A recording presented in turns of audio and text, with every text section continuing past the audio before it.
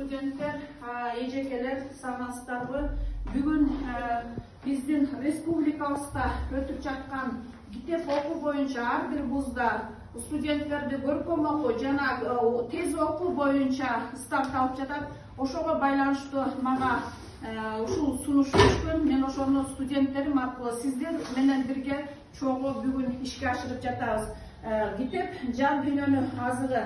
Китеп адамдын эң жакын досу. Биз аларды текчеге чаң басып кеткенге чейин эстен чыгарып, унутуп койсок да, алар ошол жерде үмүтүн үзбөй күтүп тура беришет.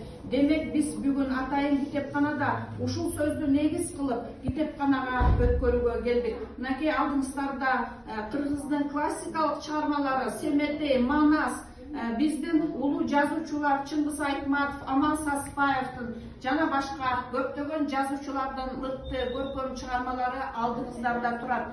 Демек биздин бүгүнкү тез окуу боюнча ишибизди баштай берсек. Демек алгач студенттердин китеп боюнча көркөм окуусуна көңүл бөлүп коелу.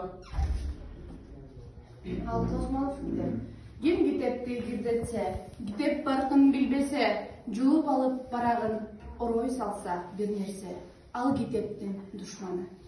Рахмат, Гулина. Демек азыр тез окуу боюнча көркөм чыгармаларга берсек, анда тез окууну башыбыздан баштай берсек. Жакшы тилек ар кимде бар. Уруу кески да оңой эмес. Олжо табууну өзү үчүн жакшы тилек деп эсептейт. Мен анын баарын жакшы түшүнөм. Зыянкечтикти жана караңгылыктыкты өлөрчө жек көрөм. Менин максатым эч кимге кара санабай, эч кимдин көңүлүн калтырбай жүрүп өмүрүмө тазалык күн өткөрүү. Ооба, менин максатым дал ушундай. Аны түшүнгөн да бар, түшүнбөгөн да жок эмес. Аны түшүнгөн киши бирөө гана болду. Ал менин мурдагы начальнигим эле. Анын сергектигин, боорукерин айтпаса, баарында да кишинин ичиндегисин билип турганчы Сапи, сен жөнүндө билгенчисин жыргайсың дер эле. Кээде мен далга чаап мындай жогорку бааны анын кармагандыктарынан жалгыз гана угуучумун. Тилегиме каршы начальнигим кызматты бошоду. Кайран киши биз менен коштошордо да мени эркелете далга чаап койду. Эч нерсе эмес, сыпай. Эр жигиттин башына нелер келип, нелер кетпейт деген сөзү кулагыма күнү бүгүнкүдөй угулуп тургансый.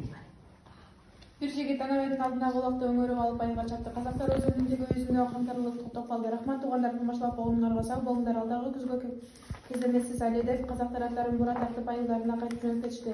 Түн бир окунбогон чакта Анабай Мейман Далтырат Гүлсары тоботтардын арасында каңтарылып айлоого турат. Азоосунда үйрөтүлгөн күндөн бери Гүлсары бүгүнкүдөй эч качан чарчаган эместир. А кезде койчу талчыбыктай буралган жаш кези. Азыр болсо сутулуктар кеңейтилип балакатка жеткен.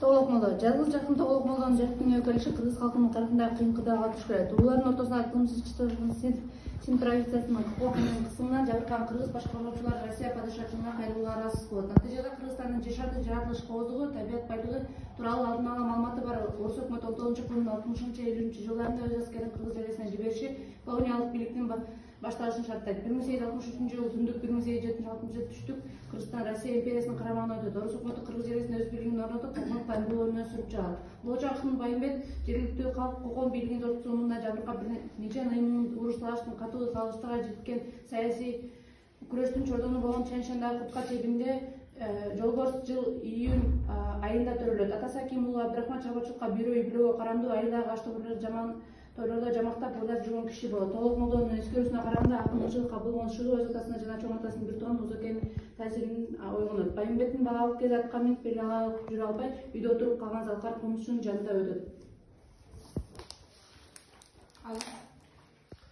1813-жылы мезгили күзгө таяп эл чоңойгон жайлоо ордун ылдый тарта көчө баштаган кез. Ушул улуу шашка эртелеп жүк койгон көч ушул убакта кыйла жол арбытып, эми унаа бели да тылай жай. Мал көрүнбөй топурагын бечеги чуулдаган, бирөө жок кеч жез баймалуу чиркелишип төөлөрү уй убанча артылган шаймыз жүкчүлүк өгүздөрү калгап кайдадыр алыстан туу чоңколдогон жартысы куурган жалгыз арча жактагын күкүк бейпил үн сага термейт.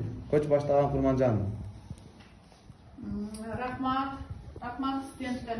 Мынакей биз бир-эки ай мурда көркөм окууну баштаганбыз. Бүгүн ушул 2 жумадан бери тез окууга өтүп атабыз. Ошонун жыйынтыгы Кудайга шүгүр Азыр сиздердин алгачкылары 80ден сөз окуса, азыр минутасына 170-180 менен старт алып жатабыз. Кудай буйрса өзүнүн нугунда студенттер кандай деңгээлде окуш керек, 250-280 сөзгө чейин 2 айдын ичинде кудай буйрса дагы ушундай китеп окуу менен тез өздөштүрөбүз деген ниеттебиз.